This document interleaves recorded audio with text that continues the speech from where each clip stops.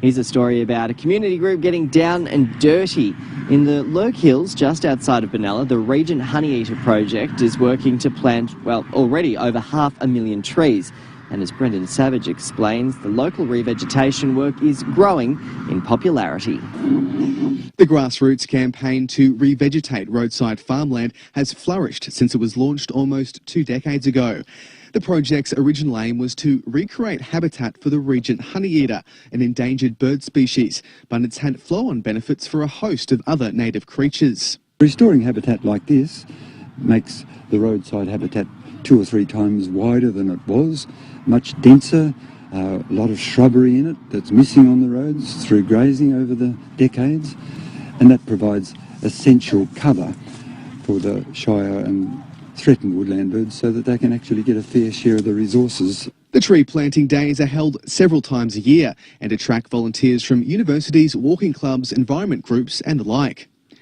Project coordinator Ray Thomas says around 22,000 people have contributed to the conservation effort over the past 18 years. They like to come out and make a difference, get their fingers in the dirt and contribute to be part of the solution rather than say somebody should do something about the threatened species. Well, this lot comes and does it. It's so well organised and there's so much care taken to make sure that the trees survive. I mean, having a 10-year covenant to protect the efforts that are put in really gives the assurance that what you do today actually makes a difference. The work is so rewarding. We know that we're getting, 95% survival rate with the trees that we're planting. You can see all around the area the trees that have been planted, so we know we're making a difference. The revegetation work is being conducted on sections of private land, which has been donated by local landholders keen to support threatened species. It's still their land, they own it, but they value it for its habitat contribution. And it's nearly, in fact, it's over 500,000 trees now that are in the ground, all propagated by local school kids. Schools from towns like Seymour and Benalla have been crucial to the project's success.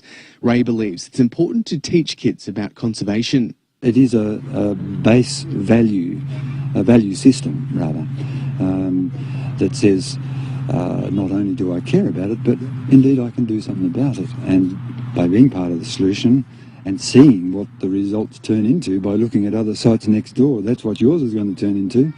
That has a subliminal message of positivity rather than doom and gloom, which I think is incredibly damaging for people who've got a whole lifetime ahead of them.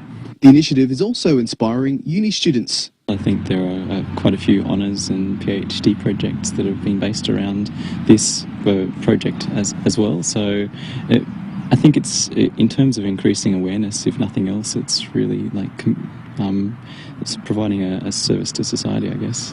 Locals keen to get involved are encouraged to visit the group's website. There's a lot of passionate people around Victoria, for example, that maybe want to do something but don't necessarily know what to do. And I think if this type of project was expanded or repeated elsewhere, I think